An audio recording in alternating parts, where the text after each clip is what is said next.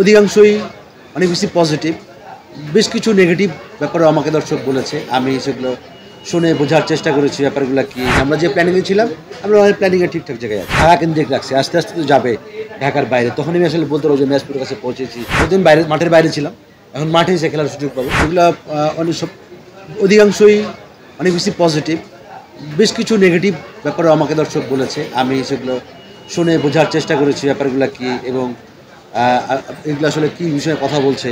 এবং আমার কাছে মনে হচ্ছে যে ওকে ডান, কিছু কিছু ব্যাপার আমার জন্য শিক্ষণীয়।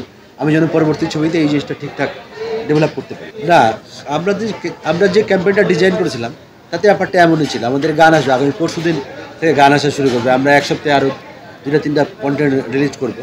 সুতরাং ঠিকঠাক জায়গায় আছে। আমরা যে প্ল্যানিংয়ে ছিলাম, আমরা অনেক প্ল্যানিংয়ে ঠিকঠাক জায়গায় আছি। না না না, এখনও মানুষগুলোর কাছে পৌঁছার কোনো সুযোগই নেই, কারণ আমরা এখন ছবিটা ঢাকা কেন্দ্রিক রাখছি, আস্তে আস্তে তো যাবে ঢাকার বাইরে। তখন আমি আসলে বলতে পারবো যে ম্যাচপুরের কাছে পৌঁছেছি বা এই সুযোগটা না। আমি যে পরিমাণ আশাটা করেছিলাম, আমি ঠিক সেই জায়গাটাতে আছি। মানে আমি অনেক বেশি আশা করি নাই। হ্যাঁ, কারণ আমি জানি যে উৎসবের অনেকগুলো বড় বড় ছবি আছে, সবার দর্শক আছে এবং এরপরে দর্শক, আমারও দর্শক আছে, সবার আলাদা আলাদা টিজিটা আছে। আমার জায়গা থেকে আমি মনে করি আমি ঠিকঠাক টিজিটা পাচ্ছি। সেটা মাস্টার থেকে দেখলে মনে হবে যে মানে ক্যামেরার ভাষায় বললাম, মাস্টার শটে দেখলে মনে হবে অনেকগুলো গ্যাপ আছে। কিন্তু দেখেন, প্রত্যেকটা প্রয়োজনীয় সংস্থার নিজস্ব কিছু পরিকল্পনা থাকে, নিজস্ব কিছু প্ল্যান থাকে।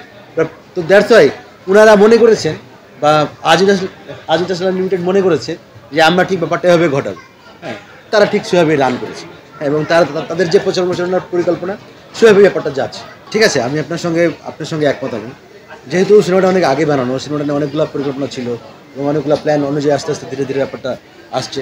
সেটা থেকে আরও অনেক কিছু করা যেত আর কি। এটা তো ভাই অ্যাপ্লাইড ব্যাপার, আরও অনেক কিছু করা যেতই। হ্যাঁ, বা অনেক কিছু করা এখনও, যেটা সবচেয়ে বড় ছবি, আপনার কাছে হয়তো উনি মনে করছেন যে আমি আরও অনেক কিছু করতে পারতাম।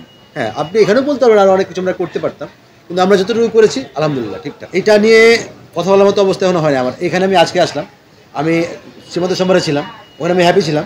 আমি আজকে এখানে আজকে প্রথম দিন। আজকে এটা আমার ধারণা, আমার কালকে মানে আরেকটা দিন সময় নেওয়া উচিত আমার এটা নিয়ে কথা বলা উচিত। এটা তো হলো ভাই বাজারের উপর নির্ভর করে আর কি, পুরোপুরি। হ্যাঁ, সেই জায়গা থেকে সবচেয়ে বড় বাজারটা তো আসলে বসুন্ধরা। হ্যাঁ, তো আমরা এখন বড় বাজারে আসছি আসলে। হ্যাঁ, এতদিন মাঠের বাইরে ছিলাম, এখন মাঠে এসে খেলার সুযোগ পাবো।